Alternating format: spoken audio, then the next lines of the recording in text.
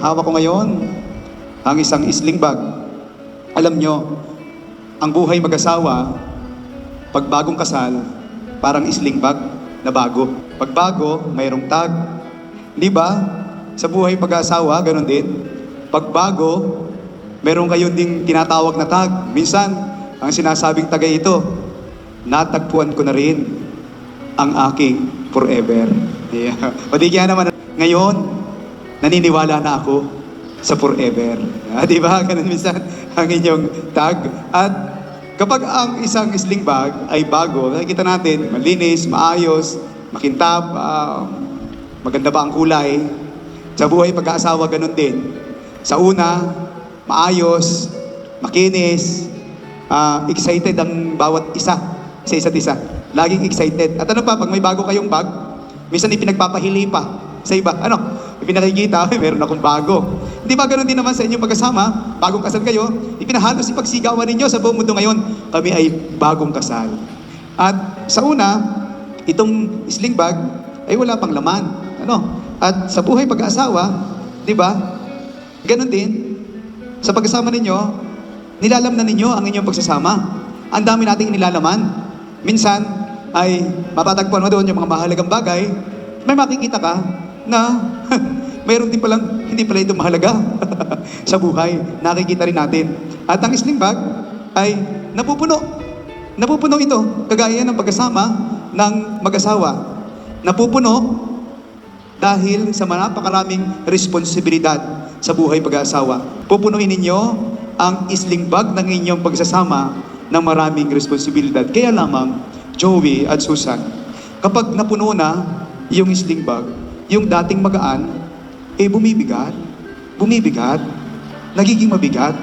Pero, ang nakakatuwa naman, kahit na maraming laman at mabigat na ang sling bag, abay, bit-bit mo pa rin at hindi mo maiwanan.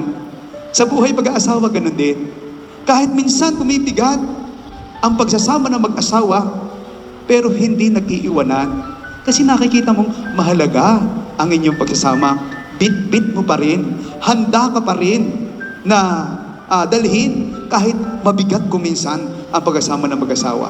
Pag iyong isasakbat, hindi kagaya ng pakbag na dalawa, balikat.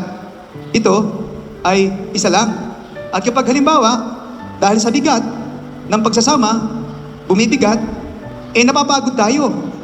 Napapagod na magdala.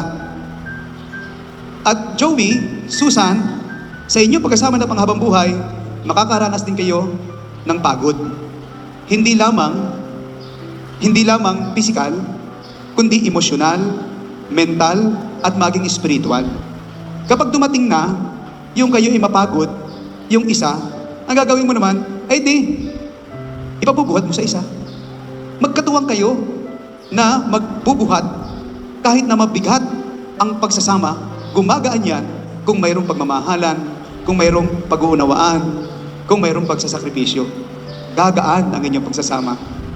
Joey at Susan, sa napakarami na mailalagay natin sa sling bag ng inyong pagsasama na panghabang buhay, sana naman, huwag ninyong kakalimutan yung tatlong bagay na mailagay dito.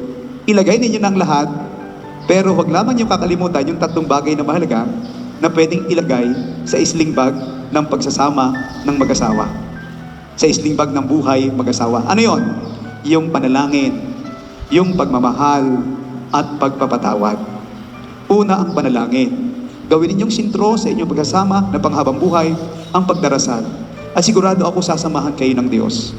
Dalhin ninyo sa inyong sling bag ng pagkasama ng panghabang buhay ang pagmamahalan. Sapagkat kung may pagmamahalan, ang anumang mabigat ay gumagaan. Amen?